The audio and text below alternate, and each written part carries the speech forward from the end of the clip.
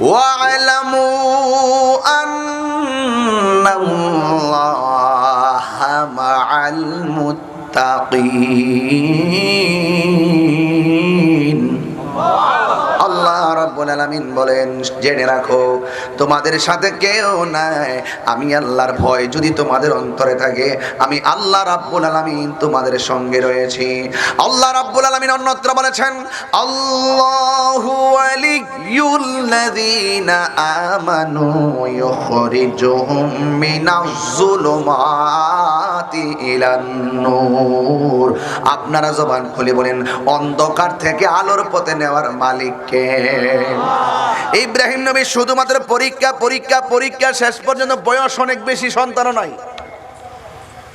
আল্লাহর কাছে বলছে, আল্লাহ রাব্বি হাবলি মিনাস সালিহিন।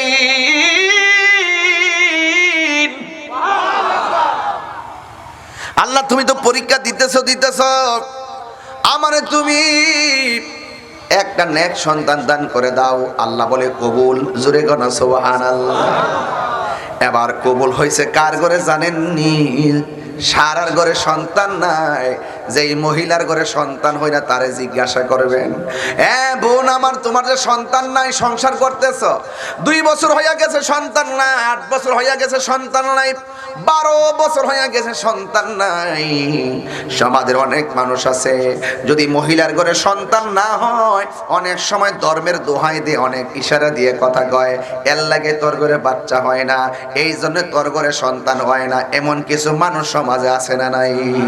আপনারা জবান খুলে বলেন, সন্তান দেওয়ার মালিক কে? ওই মহিলা উত্তর দিবে, ও বোন, তোমার ঘরে 6 বছর হয়ে গেছে সন্তান হয় না, তুমি কি ছেলে সন্তান চাও না মেয়ে সন্তান চাও? যার ঘরে সন্তান হয় না সে উত্তর দিবে জানেননি? সে উত্তর দিবেন, ও বোন আমার, ছেলে বুঝি না, মেয়ে বুঝি না, আতর বুঝি না, ল্যাংরা বুঝি না, বোবা বুঝি না। আল্লাহ যদি আমার যে কোনো একটা সন্তান দিত, তাইলে সমাজের কলঙ্কের হাত থেকে আমি শান্তি পাইতাম। আপনারা জবান খুলে বলেন, সন্তান দেওয়ার মালিক কে? হাজরা আলাইহিস সালামের ঘরে আল্লাহ পাক একটা সন্তান দিলেন। বহুত বছর পরে শেষ বয়সে সন্তান একটা দিছে। আর মাঝখান দিয়ে আগুনে জেলে ফেলায় অনেক পরীক্ষা করছে। সারাকে নিয়ে আর একটা পরীক্ষায় পড়ছিল, কিন্তু হাজারা ঘরে যখন সন্তান হয়েছে, আল্লাহ রাব্বুল আলামিন আর একটা পরীক্ষার ইশারা করলেন। আল্লাহ রাব্বুল আলামিন ডাক দিয়ে বলে, হে ইব্রাহিম, তোমার ঘরে সন্তান ছিল না, আপনারা বলেন সন্তান দেওয়ার মালিক কে?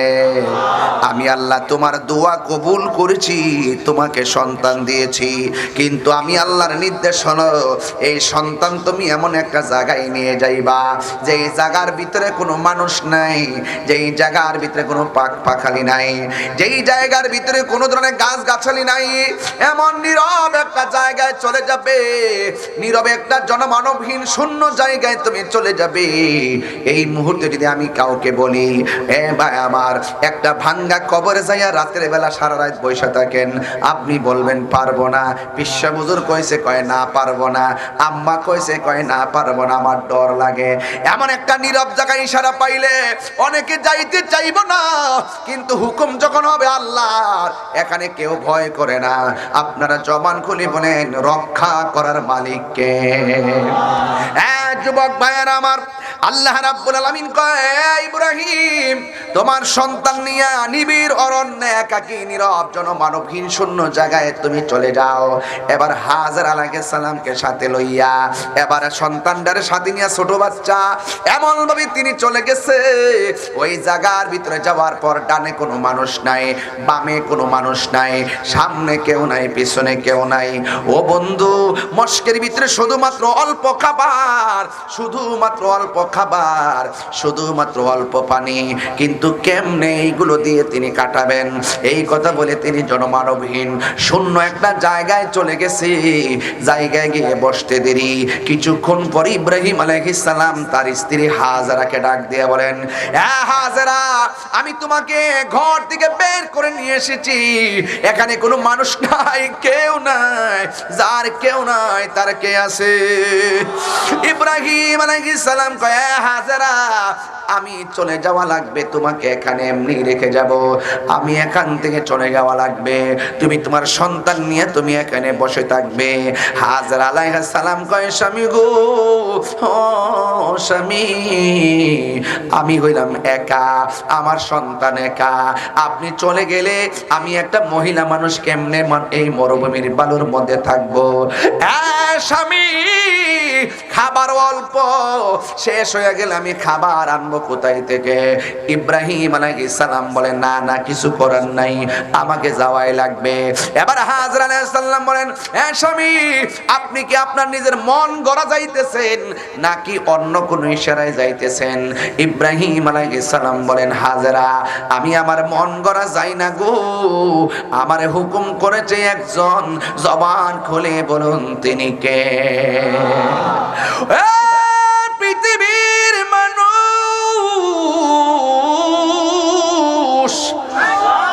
হাজেরা আলাইহিস সালাম বলে, স্বামী গো, এতক্ষণ আপনার সঙ্গে পেশাল করেছি, আমাকে নিয়ে ভেবেছি, আমার সন্তানকে নিয়ে ভেবেছি, খাবার নিয়ে ভেবেছি, হুকুম যদি আল্লাহর হয় আপনি নির্দ্বিধায় চলে যান, আমার আল্লাহ আমার এবং আমার সন্তানকে না খাওয়ায়া মারবে না।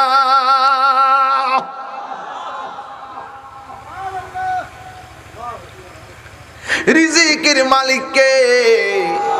এবার হযরত ইব্রাহিম আলাইহিস সালাম চলে গেলেন।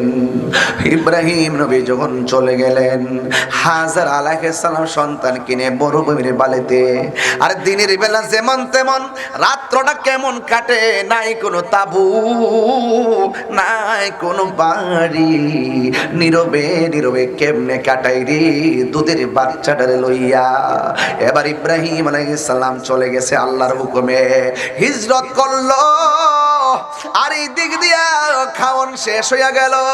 ছোট বাচ্চা তো বাড়ি খাবার খাইতে পারে না, মায়ের স্তনের মধ্যে দুধ, কিন্তু যখন খাওয়ান থাকে না, পুষ্টিকর খাবার থাকে না, মায়ের স্তনের মধ্যে দুধও থাকে না। বন্ধু, মায়ের দুধের দাম আছে না নাই?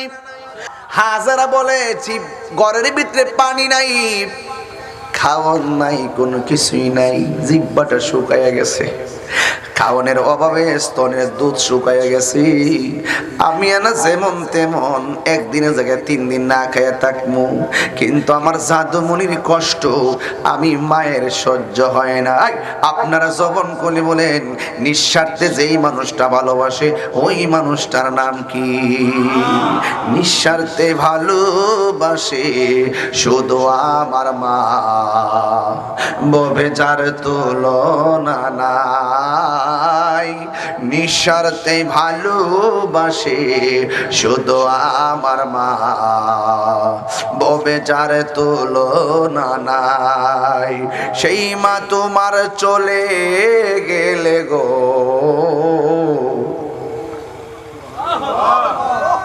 সেই মা তোমার চলে গেলে সার হইব কান্দন। এই জগতে কেউ হবে না মায়েরই মতো, এই জগতে কেউ হবে না মায়েরই মতো। মা তোর আপন কইর যতন, মা তোর আপন কইর যতন, মা অমূল্য ধন। এই জগতে কেউ হবে না মায়েরই মতো, এই জগতে কেউ হবে না মায়েরই মতো। হায়রে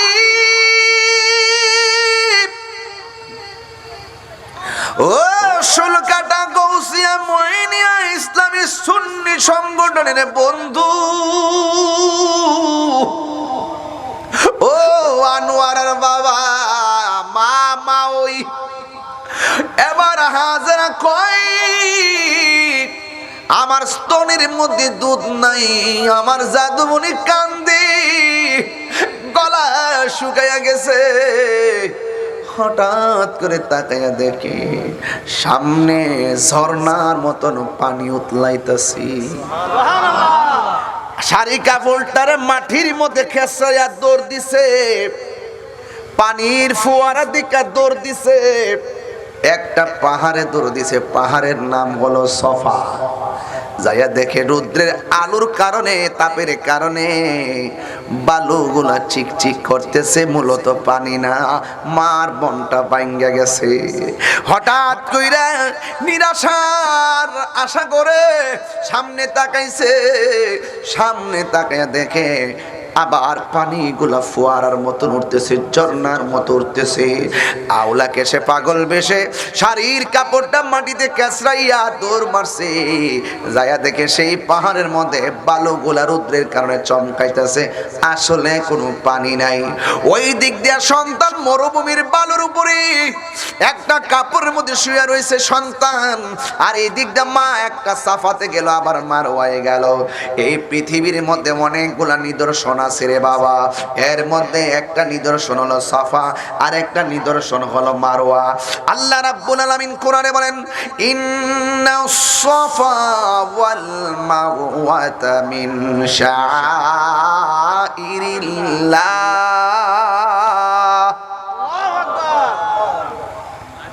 আপনাদের কি কষ্ট হচ্ছে? কারণ সামনে কুরবানির ঈদ। অনেকে বলবে যে হজের মাসে কি ওয়াজ করলো, প্রসঙ্গ তো আছে, মেরাজ আসলে মেরাজের ওয়াজ করি, মহরম আসলে মহরমের ওয়াজ করি, পবিত্র ঈদে মিলাদুন নবী সাল্লাল্লাহু আলাইহি আসলে ওই ঈদে মিলাদুন নবী সাল্লাল্লাহু আলাইহি ওয়াসলামের ওয়াজ করি। এখন যদি এই ওয়াজটা না করি হক আদায় হবে না। ঠিক না বে ঠিক? আপনারা জবান খুলে আবার আওয়াজ করবেন আল্লাহু আকবার। ইন্নাস সাফা ওয়াল মারওয়াতা মিন শাআইরিল্লাহ।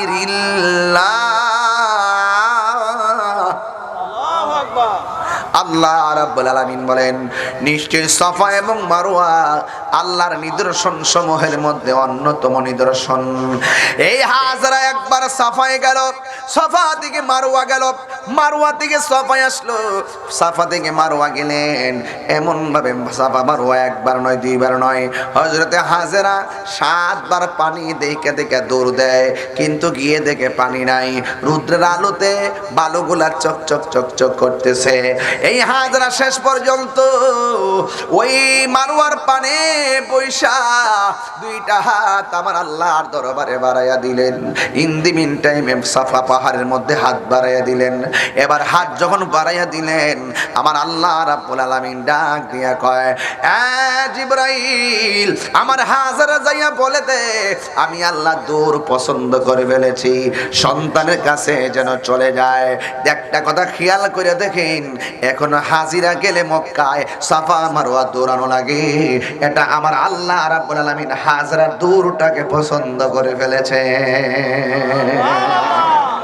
বুঝেননি কিছু? বন্ধুগণ আমার, এবার হাজরা একটা দৌড় দিলেন, দৌড় দিয়া তিনি সন্তানের কাছে গেলেন।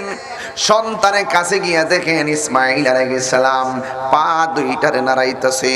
এই পা দুইটাকে যখন নাড়াইতেছে, পায়ের গোড়া দিয়া আমার আল্লাহ পানির নিচ থেকে ঝর্ণার ধারা বাহির করে দিয়েছে।